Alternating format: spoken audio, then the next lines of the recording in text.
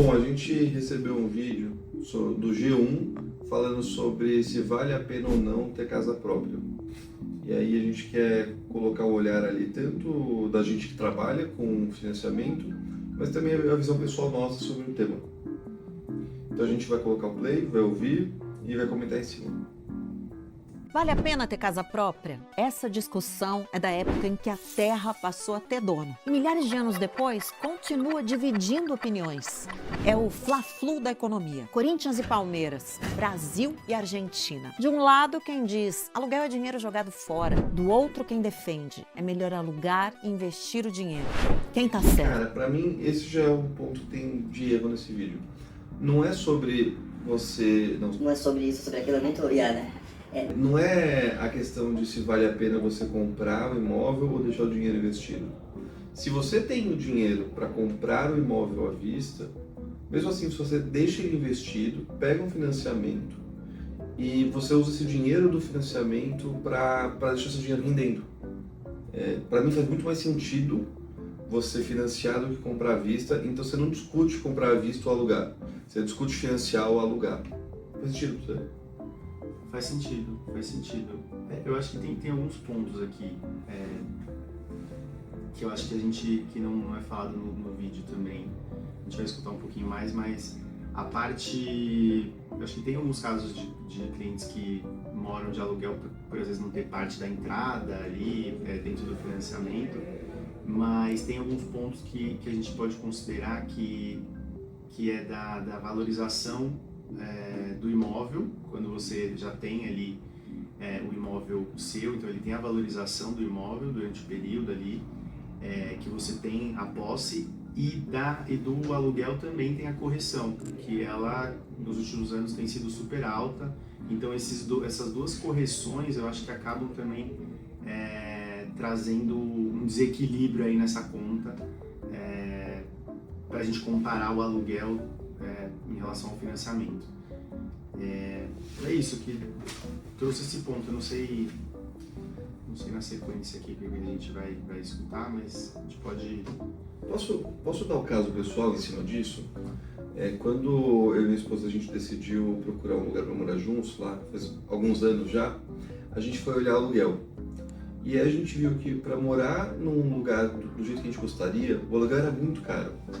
E a gente fez a pergunta, eu não trabalhava com financiamento na época, a gente fez a pergunta, cara, quanto custaria pra gente financiar? E aí o aluguel, acho que na época lá na região que a gente estava procurando uns 4 mil, e o financiamento, a parcela era uns 6 mil. A gente falou, tá, é mais caro, mas eu tô pagando 6 mil por mês para ter um bem, depois de um tempo, versus pagar 4 mil só para viver e não ter nada. E aí veio a próxima pergunta, quanto que seria a entrada? A gente tem esse dinheiro? A gente tinha. Então a decisão foi, putz, eu prefiro pagar um pouco mais para ter alguma coisa do que pagar menos para depois sair com uma mão na frente e outra atrás. E eu nem tinha essa visão que você falou, mas foi interessante. Depois de alguns anos ali pagando as parcelas, e a gente tinha FGTS, usou para bater também naquela época, e a região valorizou muito, eu não compraria um apartamento naquela região sem pagar o dobro do que eu paguei. Isso foi muito interessante, de fato era quase o dobro um apartamento novo naquela região. E o aluguel valorizou junto com o preço do imóvel. Então o aluguel naquela região do apartamento parecido com o nosso passou a ser quase 7 mil reais. E o meu financiamento estava pagando 3, 4 mil por mês. Então inverteu. Então o que o Lu falou faz muito sentido. Mesmo se você... Todo mundo que faz essa comparação entre alugar e financiar faz estático. Só que é isso, o imóvel costuma valorizar, lógico, não é uma certeza, mas ele costuma valorizar. E conforme você vai financiando a parcela pela tabela saque, ela vai caindo. Então, aos poucos, essa comparação faz menos sentido ainda. Não, total. Você quer continuar pra gente ver o que ela vai falar? Eu te explico. Os dois lados têm argumentos. A casa própria traz segurança, você pode reformar, não corre o risco de ter que sair e no fim do financiamento tem um patrimônio. Mas o time do... Cara, e esse é o próximo ponto. Eu tô comprando um apartamento novo agora. E eu não tinha nem a pau dinheiro para dar entrada nesse apartamento. Mas por eu já ter pagado muito do apartamento antigo, a gente vendeu o apartamento antigo e usou o dinheiro para dar entrada nesse próximo, que foi o mesmo passo da nossa vida, entendeu? Eu não consigo imaginar dar esse passo se eu não tivesse comprado apartamento antes, porque ele foi uma maneira de eu me forçar a criar patrimônio. Foi muito interessante isso. Não, totalmente. Eu acho que é um passo, né, para um próximo objetivo, assim. E quando a gente fala de segurança também, que o patrimônio, o imóvel traz segurança, tem, além da questão financeira e patrimonial, tem uma questão que não é calculada ali, que é a questão de uma segurança psicológica, praticamente, assim. Tem alguns estudos que falam, né, o dono de um imóvel, quem tem um imóvel próprio, ele tem muito mais segurança para tomadas de decisões na sua vida pessoal, na sua vida profissional. Então acaba trazendo uma segurança ali em outros aspectos da vida quando você tem seu imóvel próprio ali, ou seja, tem essa garantia.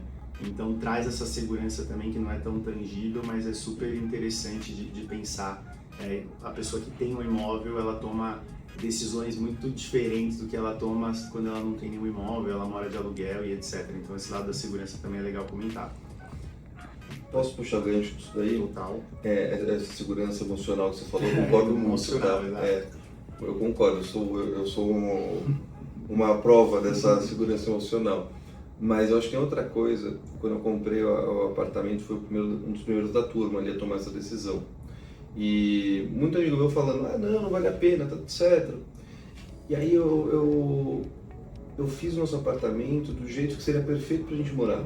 Escolhemos um sofá confortável, escolhemos uma mesinha de centro que combinava.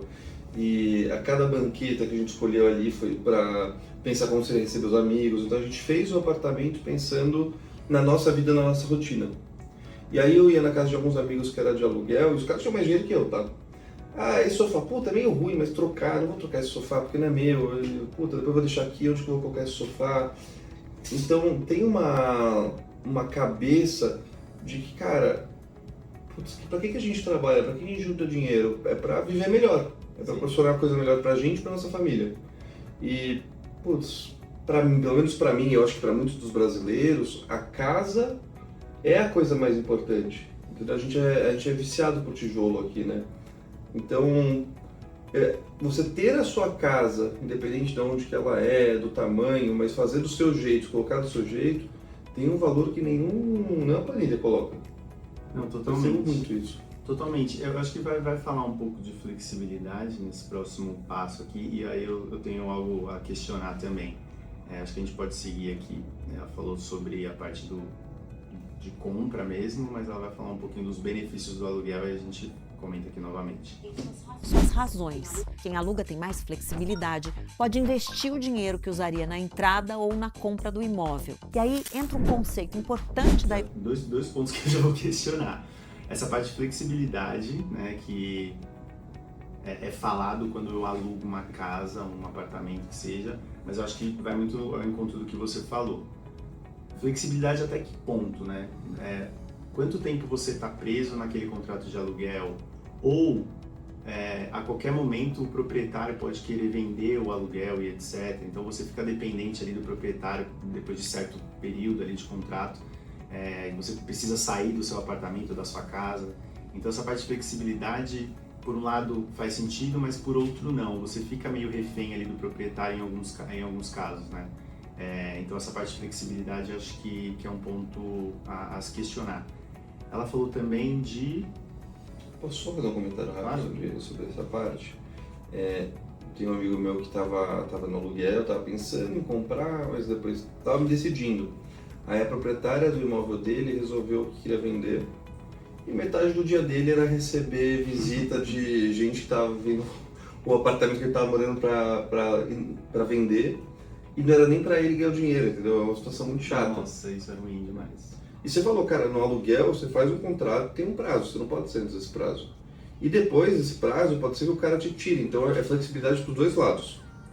Se você comprar um imóvel e, aconteceu alguma coisa, eu mudei de emprego, vou ter que sair da cidade, você coloca para vender no dia seguinte. Lógico, imóvel não tem uma liquidez comparável com um carro, por exemplo. Mas essa liquidez tem a ver com o preço, tem a ver com o mercado que você está. Então, Se você está num imóvel de 70 metros, 90 metros em São Paulo, e numa região, sei lá, Pinheiros, Vila Madalena, etc., cara, você vende em 2 meses no máximo. Se você está numa casa, numa cidade menor, realmente, o giro é mais demorado, vai demorar 6 meses, 1 ano para vender. Mas tudo isso se ajusta em preço e se ajusta também no quão quente é o mercado que você está. Não, perfeito, perfeito. E aí ela comenta também o ponto de investir dinheiro. E esse é outro ponto também bem polêmico do mercado, que é a questão de educação financeira mesmo. O quanto o brasileiro está pronto para se organizar esse ponto de juntar o dinheiro ali, de investir bem, para ter esse retorno compatível com o aluguel ali que ele está pagando em paralelo.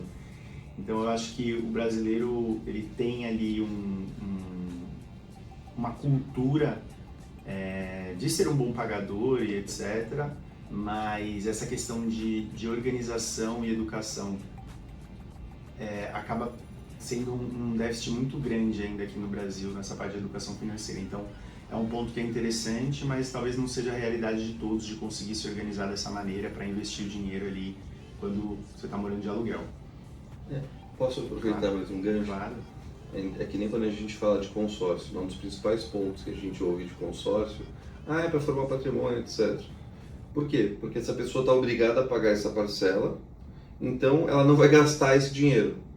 A gente tem muito problema no Brasil com disciplina financeira de poupar, de guardar, de ver o dinheiro cair na sua conta e falar, cara, esse dinheiro eu vou separar para colocar numa caixinha ali, vou colocar para o futuro.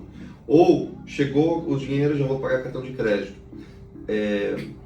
Não é o motivo principal, mas você financiar e você ter uma obrigação financeira de pagar aquela parcela te obriga a criar patrimônio. Perfeito. De novo, meu exemplo é esse. Eu não teria juntado o dinheiro que valia meu apartamento se eu estivesse morando de aluguel. Primeiro, que eu estaria gastando o aluguel, não estaria pagando a parcela, não estaria criando patrimônio. Segundo, que provavelmente cada real a mais que eu paguei o financiamento estaria mudando meu padrão de vida mais rápido. Então a gente tem esse problema de disciplina no Brasil e ter um compromisso financeiro que te forma patrimônio é muito poderoso. Eu acho que esse é um argumento muito forte para o financiamento. Não, totalmente. Vamos seguir aqui. Economia que a gente já viu por aqui, custo de oportunidade. Se você compra à vista, abre mão do que aquele dinheiro poderia render. Se financia, paga juros. Se aluga, paga por um imóvel que não será seu. Então, quem ganha esse jogo? Depende. Se você pretende ficar muitos anos no mesmo lugar, tem estabilidade e a compra cabe no orçamento, ter a casa própria pode fazer sentido. Se precisa de mobilidade ou vai comprometer demais a renda para comprar, o aluguel pode ser mais inteligente. No Fla-Flu da casa própria, não existe um campeão para todo mundo. A melhor escolha é aquela que faz sentido para o seu dinheiro e para o momento da sua vida. Ou seja, falou, não disse nada. Eu queria comentar um ponto, que ela falou de custo de oportunidade. E esse é um grande dilema. Eu tenho vários amigos no mercado que me perguntam do financiamento, cara, mas não sei, o juros está alto, não sei como que eu faço, etc. Tá difícil, eu vejo as taxas, eu fico um pouco assustado. E aí, quando eu falo de custo de oportunidade, trazendo um pouco para esse lado, o custo do dinheiro no Brasil hoje é caro, ponto. Só que tem um cálculo ali que a gente acaba fazendo e a gente brinca que a hora de comprar é sempre agora, né? Não tem um momento certo, nunca vai ter um momento ideal. Por quê? A gente está num momento de alta de taxa de juros, então a procura por imóvel ela é menor. Quando a procura é menor, o preço está mais baixo.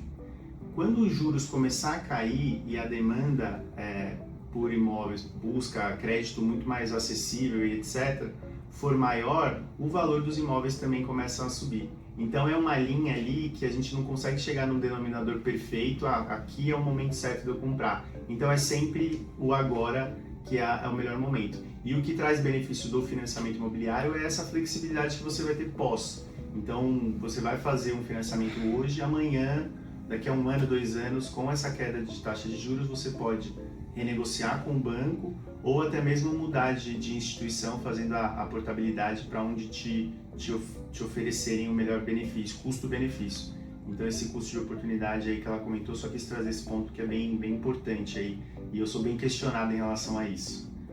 E eu acho que tem outra provocação que, tá caro, realmente, né, a gente olha a Selic e dá uma assustada, mas tá caro comparado com o quê? A gente não é Alemanha, não é que hoje tá 1,5, hoje tá 2, então a gente não sabe o dia de amanhã, não sabe se vai melhorar, entendeu? A tendência é melhorar, a expectativa mas beleza, eu tenho, sei lá, vou viver muitos 100 anos, então eu tenho esse período de vida, eu não posso esperar que daqui a 200 o Brasil vai ficar melhor.